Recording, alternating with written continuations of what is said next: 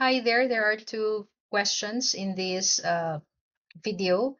First one is, we are to determine the sign and magnitude of a charge such that if it's placed on a region with an electric field of magnitude 650 newtons per coulomb directed downwards, it has to remain at rest or in static equilibrium. Okay, so first we can immediately determine the sign of the charge. If there is a downward electric